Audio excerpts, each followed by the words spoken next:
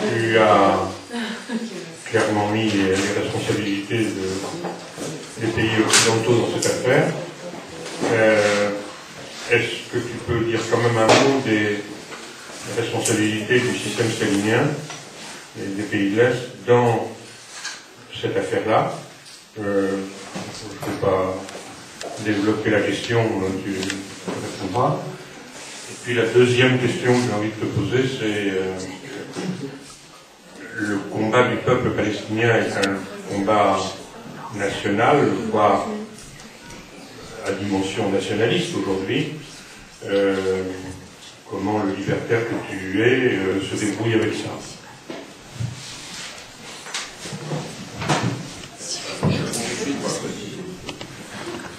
C'est sûr que au moment de la fondation de l'État d'Israël, après 1945, il y a une espèce de consensus international pour aboutir à cela, qui va être très très défavorable évidemment aux Palestiniens.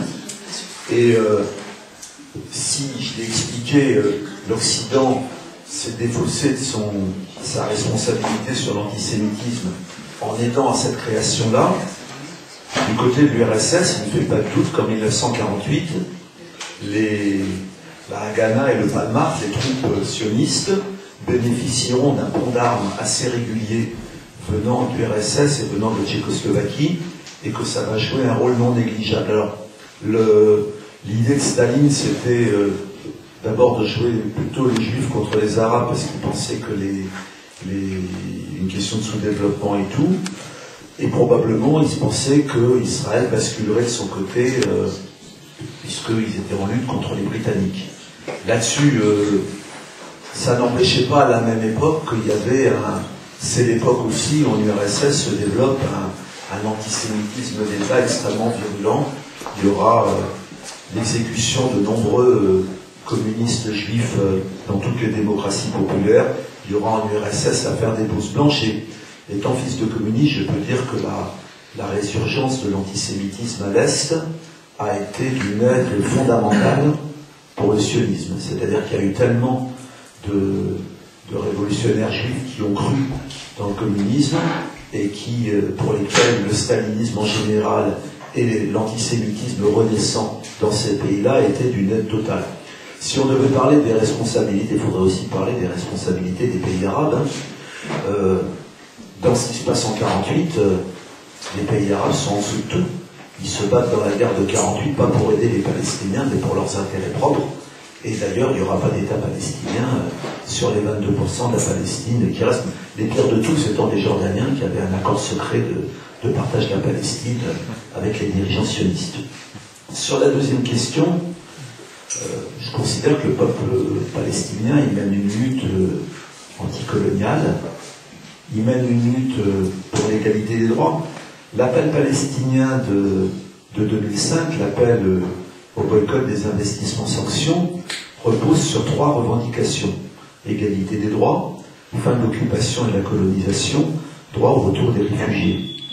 Je n'appelle pas ça un combat national, pour moi c'est très clairement, c'est un combat absolument indiscutable. Bon,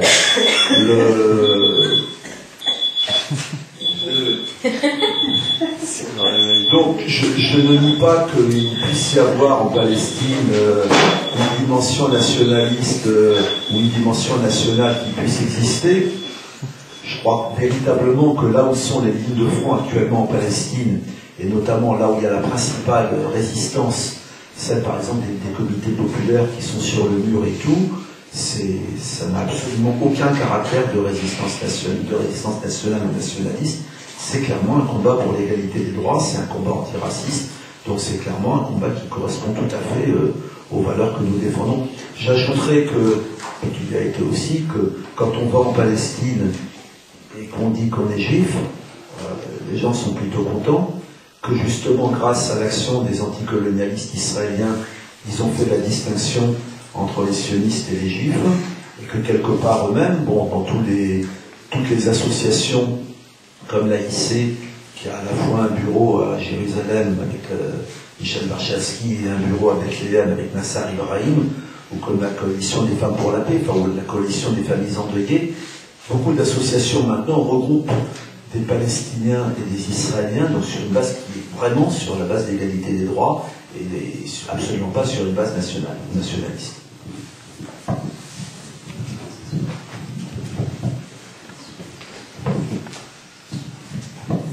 Quel est le rôle en Israël du Parti communiste d'une part et d'une opposition à cette politique d'Israël? D'autres questions tout de suite? Oui. Bonjour, je ne connais pas grand-chose au thème qu'on aborde aujourd'hui, mais j'avais une question à vous poser, c'est vous voyez l'avenir comment? Imaginons qu'on arrive à boycotter Israël et qu'on arrive à obtenir d'eux une modification de leur comportement. Vous voyez ça comment? Le départ du peuple d'Israël, enfin d'Israël, la disparition d'Israël, une réorganisation territoriale, enfin je ne sais pas ce qu'on peut préconiser, parce qu'il faut bien trouver quelque chose pour remplacer ce qui existe. Là, ça fait une grosse question. Je vais répondre. Alors, sur le PC ou l'opposition, j'ai dit la Knesset qui vient d'être élue, 120 députés, il y a 12 députés. Donc il faut bien comprendre qu'en Israël, l'opposition n'est pas gauche-droite. Si je suis un peu provocateur, je dirais en France non plus. Mais l'opposition est assez clairement sioniste, non sioniste, et c'est comme ça qu'elle doit être définie. Le Parti communiste est un des partis non sionistes. Il a 4 députés, 3 Palestiniens et un Juif. Alors, je vais justement commencer par quelque chose qui n'est pas une anecdote, mais qui décrit bien un peu cette société israélienne. En 2008, je ne me trompe pas, il y a des élections municipales à Tel Aviv, et face au candidat qui sera élu, de la nomenclature, et qui devait être de Kadima, il y a une liste qui est présentée par le Hadash, le Front National, le Front Démocratique, dans le cas du PC, dirigé par Dov Renin, qui a 28 ans à l'époque, qui est réfusnik, communiste, qui est non-sioniste donc, et qui a mis quelques Palestiniens de Jaffa sur sa liste. Sa liste obtient 35% des voix. Les gens sont complètement surpris. Il y a quelques sondages qui sont faits. Qui a voté pour cette liste-là? Alors, on voit que la jeunesse a massivement voté pour un réfusnik, ce qui a un sens, on ne va pas faire l'armée, et qu'en gros, les bobos, la population la plus occidentalisée, la plus européanisée de Tel Aviv, a voté pour un candidat qui ne correspond pas à une guerre tous les 2 ans et à une espèce de rêve messianique fou. Donc ça veut dire que il peut y avoir un écho. Le sionisme, c'est une machine qui entretient la peur. Un dirigeant palestinien m'avait dit: les sionistes ont peur de ne plus avoir peur. Mais quand on sort de là, les questions sociales, les questions politiques sont vives. Et là-dedans, bien entendu, le Parti communiste, à ce moment-là, a une influence. Et puis, quelques mois après ces élections, il y a le plan durci à Gaza, et quelques mois après, il y a de nouvelles élections, et le Parti communiste à Tel Aviv est tombé à 2% des voix. Donc on comprend bien un petit peu comment ça se passe. Ce que je peux dire, c'est que en Israël, l'air est sioniste. Les jeunes sont, dès le berceau, sont éduqués dans ce qu'on appelle le complexe de Masada, c'est-à-dire l'idée que les victimes ont été, sont et seront toujours les juifs, que l'ennemi veut jeter les juifs à la mer et qu'il n'y a aucun compromis possible, parce que sinon, si c'est un compromis, alors c'est la liquidation et tout. Les anticolonialistes en Israël sont une poignée. Dans les moments forts, la guerre du Liban en 2007, plan durci en 2008-2009, ils ont mis 10-12 000 personnes dans la rue. Warshawski a souvent l'habitude de dire, les anticolonialistes, c'est une petite roue qui, une fois dans l'histoire, a réussi à entraîner la grande roue. C'était l'époque de l'invasion du Liban en 1982, quand il y avait eu 300 000 manifestants, et qui, en règle générale, est très minoritaire, très radicalisé. C'est une floraison de personnalités, c'est une floraison de petits groupes et tout. Le Parti communiste, là-dedans, joue sa carte, en ce sens que, en Israël, c'est un parti à la fois palestinien et juif, beaucoup plus palestinien que juif, mais quand même les deux. C'est ce qui fait, bien entendu, son originalité. Mais bon, il n'est pas très fort. Il anime des groupes très, très combatifs qui sont affiliés au Front National, pas au Front National, ça s'appelle pas comme ça, au Hadash, je ne sais pas le dire en français. Et par exemple, Tarabout, qui est un mouvement de lutte un petit peu contre les discriminations sociales, bon, il n'a pas une énorme importance, mais dans la société palestinienne, il en a. Notamment, il y a historiquement des grandes villes palestiniennes comme Nazareth ou Haïfa ont toujours eu des maires communistes. L'autre question, donc ce que je veux dire sur l'opposition à cette politique, c'est essentiellement une opposition extra-parlementaire, en dehors des 12 députés des 3 partis que j'ai cités, qui sont 11 Palestiniens et un Juif. Mais en dehors de ça, l'opposition à cette politique est une opposition extra-parlementaire. Et puis bon, pour une raison que ceux qui se radicalisent en Israël, c'est terrible, c'est y compris des ruptures familiales. Les anarchistes contre mur, par exemple, c'est souvent ça. Et c'est la répression. Bon, les réfugiés ont fait des années de prison. Quand vous regardez les films sur la répression à Billy ou sur toutes les villes qui sont sur le mur, bien entendu, c'est les Palestiniens qui sont frappés et tout, mais bon, l'armée n'est pas tellement tendre non plus avec les anticolonialistes israéliens qui sont là. Sur l'avenir, je ne sais pas prévenir l'avenir. Ce que je peux dire simplement, c'est que souvent on dit, vous êtes antisioniste, donc vous voulez jeter les Juifs à la mer. Je dis non. Même Shlomo Sand, qui ne se dit pas antisioniste, qui est partisan de 2 États, il dit État juif et démocratique, c'est impossible. Soit on est État juif, soit on est État démocratique. Et par exemple, le seul État français dans l'histoire, c'était Vichy. Un État qui se définit sur une base ethnique ou religieuse ne peut que discriminer ceux qui ne répondent pas à cette politique. Donc, l'État juif doit disparaître. Donc, les 6 millions de Juifs israéliens resteront, mais ils resteront sur la base de l'égalité des droits. Une personne n'est pas... Je veux dire que les tenants de l'apartheid en Afrique du Sud avaient dit pareil. Ils avaient dit sans l'apartheid, on va jeter les Blancs à la mer. Et puis on a bien vu qu'on a aboli l'apartheid et qu'ils ne sont pas partis. Donc là, la question, c'est on arrête ce chantage. Il faudra des États, 1 ou 2 États de tous leurs citoyens, avec une égalité totale juridique, économique, ça ce sera beaucoup plus difficile, parce que aujourd'hui ça va de 1 à 20 l'écart de niveau de vie entre Israël et la Palestine. Mais voilà, il faudra arriver. La condition absolue, c'est l'égalité, mais c'est dans la revendication palestinienne. Alors, ce qui se passe, c'est qu'aujourd'hui, les Israéliens disent que sans État juif, on va les jeter à la mer, c'est ça qu'ils pensent. Et s'il y a un État palestinien, s'il y a droit au retour des réfugiés, on va les jeter à la mer. S'il y a un État palestinien, bon, ils sont dans une espèce de délire où ils se vivent, eux, comme étant les persécutés et tout. Je dis, il n'y a aucun autre avenir que l'égalité complète entre les 2 peuples. Et si on doit se séparer, ce qui n'est pas ma tasse de thé, s'il doit y avoir 2 États, je verrais mal pourquoi, alors que c'est 50-50 au niveau de la répartition de la population, on donnerait 78% aux uns et 22% aux autres. D'autant que je rappelle que si l'avenir c'est un État palestinien sur les 22% de la Palestine historique, donc Gaza, Jérusalem-Est et la Cisjordanie, ça sacrifie les réfugiés dont on voit mal comment ils retourneraient sur une portion de territoire aussi petite, et ça sacrifie les Palestiniens d'Israël qui vivent l'apartheid. Donc, si on veut répondre à la revendication d'unité du peuple palestinien et d'égalité, c'est bien une lutte contre l'apartheid sur un espace unique et l'égalité des droits partout.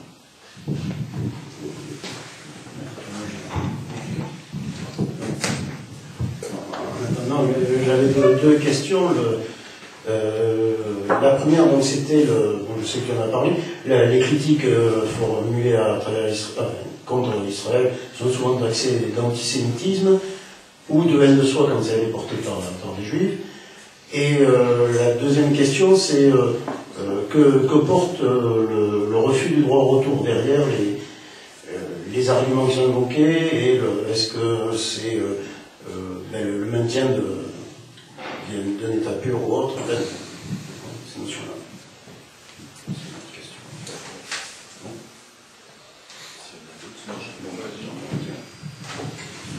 On sait sur l'antisémitisme, on assiste à quelque chose d'absolument ahurissant, qui est que Stéphane Hessel ou Edgar Morin, juifs et résistants, sont taxés d'antisémitisme puisqu'ils critiquent Israël, que vous taxez de juifs nazis, ou Brasquet qui s'est permis à la mort de Hessel de dire il fut un maître à ne pas penser, ou des horreurs comme ça.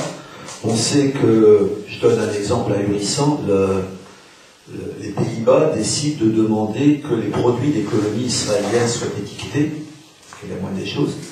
Et réponse du ministre de l'Intérieur israélien, c'est un scandale antisémite, et d'ailleurs les Pays-Bas n'ont pas fini d'indemniser les Juifs pour la Deuxième Guerre mondiale. C'est-à-dire qu'on leur parle droit de l'homme et égalité des droits, et ils répondent Shoah et tout. Donc il y a une instrumentalisation qui est absolument permanente, puis qui va dans l'autre sens, c'est-à-dire que d'une part, dès que vous soutenez la Palestine ou dès que vous êtes antisioniste, vous êtes antisémite. Par contre, les fachos, qui sont pro-israéliens, eux, il n'y a pas de problème. C'est-à-dire qu'on a vu, je vous ai parlé des chrétiens sionistes qui ont financé la colonisation, les dirigeants de l'extrême droite européenne, donc Strache et l'Autrichien, qui fait 30% des voix dans son pays, Wilders, le Hollandais, De Winter, le Flamand, ils sont partis en voyage organisé en Israël, invités par Lieberman. Ils ont visité la Knesset, le mémorial de Yad Vashem. Donc eux, il n'y a pas de problème. C'est comme si, quelque part, l'antisémitisme avait été remplacé par l'islamophobie. Donc eux, ils sont totalement bienvenus en Israël.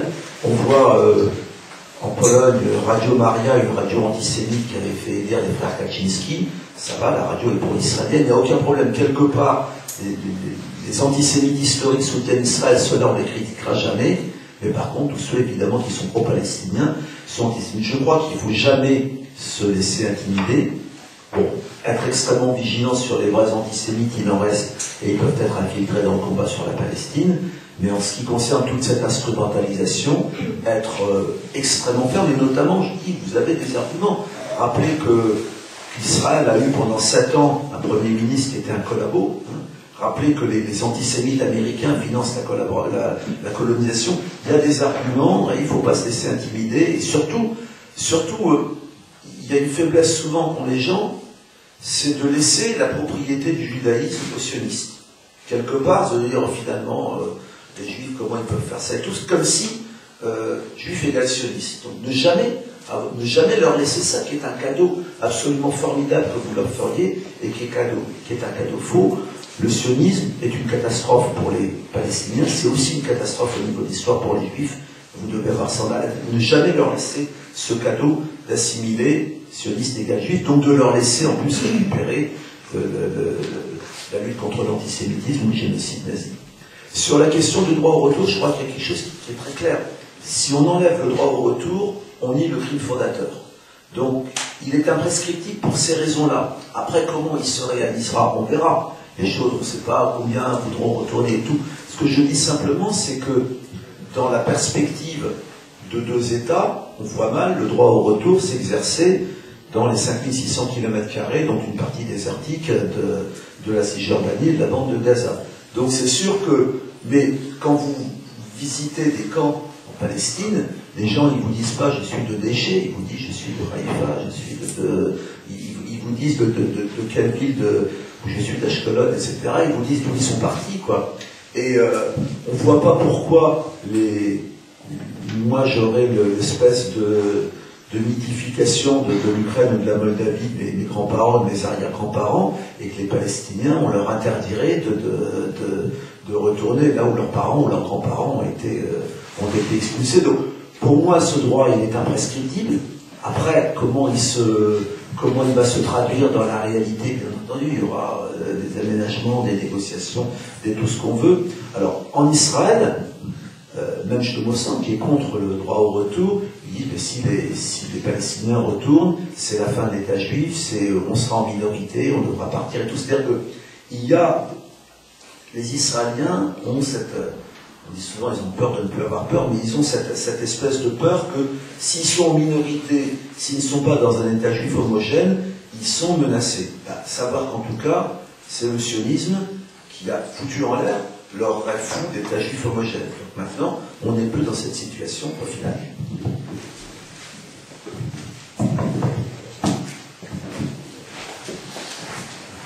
Je suis désolée, je commence à m'y perdre un peu. Pour moi, il y avait une différence entre juifs et israéliens.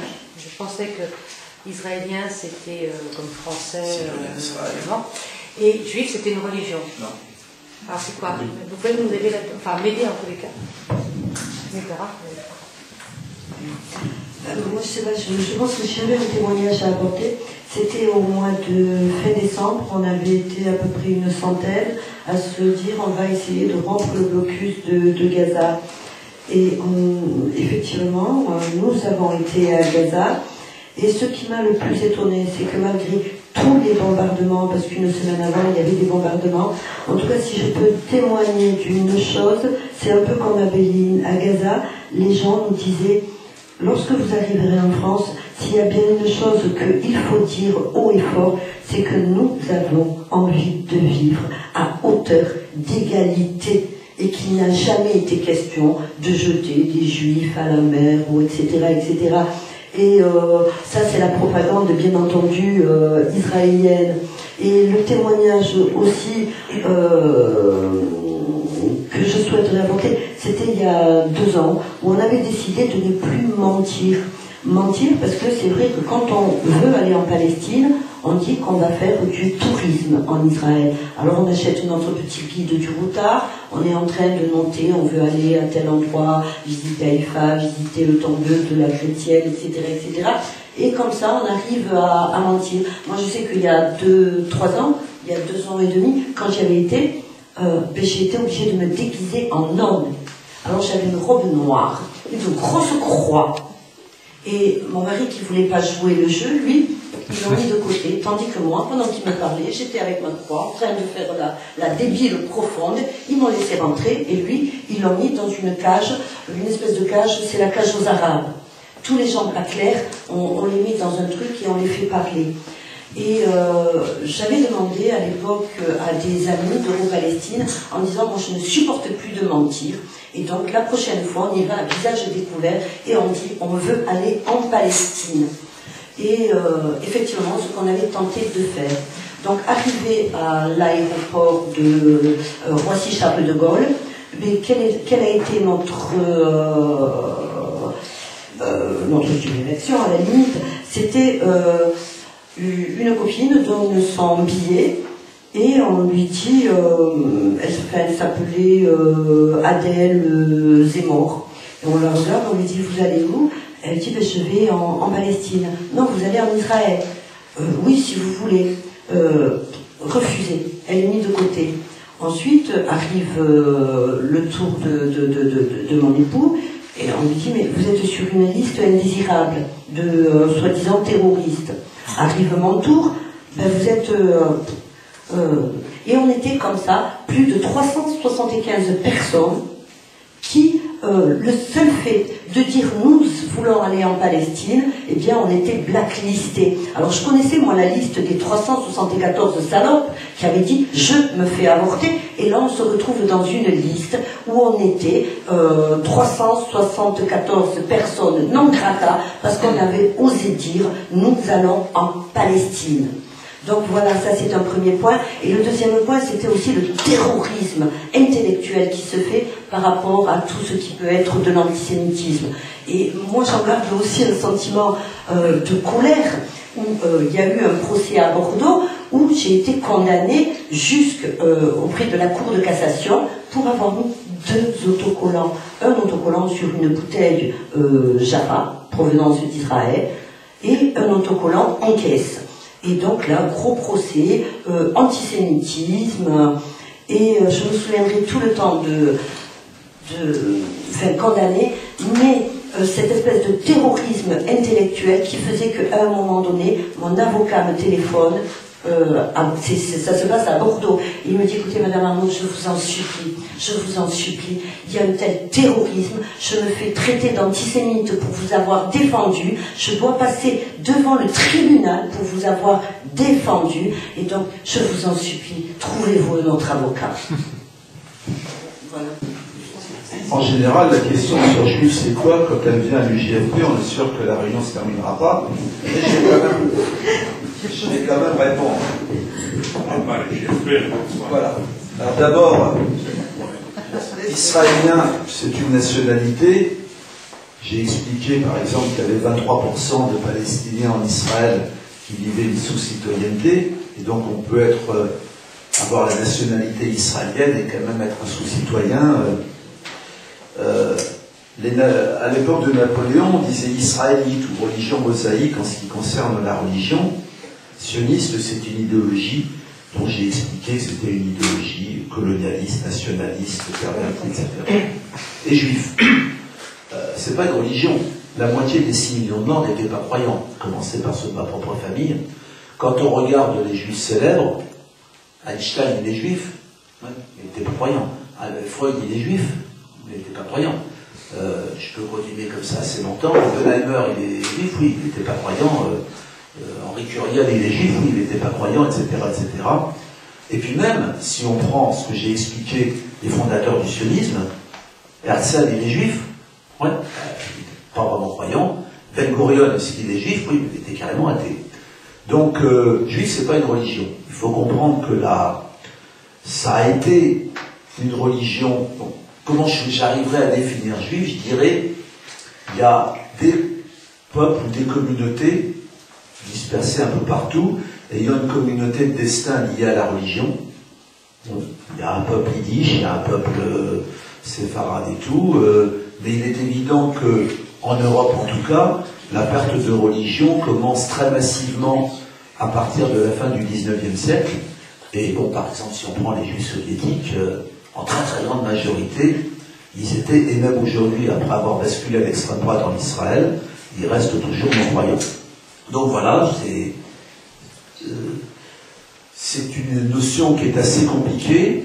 Après, aujourd'hui, les sionistes ont donné une définition à la fois religieuse et raciale du judaïsme. Religieuse, c'est-à-dire que si on se convertit, on devient juif, alors ça devient un truc de fou. Que je cite quelques exemples. En 2002, des rabbins voyagent au Pérou, au bord du lac Titicaca, trouvent une communauté qui vivait dans une secte, des Aymara. Ils les convertissent au judaïsme et ils les emmènent directement à Gush Etzion, colonie. Donc, ils sont 200, ils parlent Aymara, 3 mots d'hébreu religieux, 3 mots d'espagnol, et ils sont citoyens israéliens et considérés comme juifs. Donc, on se trouve maintenant dans une situation assez folle où le phénomène israélien modifie un petit peu la carte du judaïsme. Mais bon, en tout cas, ce que je peux en dire, juif, ce n'est pas une religion, puisque la moitié des 6 millions de morts juifs n'étaient pas croyants, par exemple.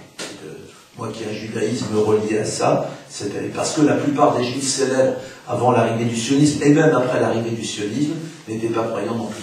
On ne tirait pas là, parce que du coup, ça veut dire quoi déjà? Ok, je comprends très bien. Parce qu'ils l'ont été, ou parce que leurs ancêtres l'ont été, etc. Ah, c'est-à-dire qu'on le reste même quand on l'est plus. Oui. Ben, je veux dire que, je ne sais pas comment vous dire, moi quand on me demande, t'es juif, pourquoi? Je peux dire, c'est les antisémites et les sionistes m'ont fait juif. Donc je pourrais me déclarer juif. Oui, si vous le sentez, bon.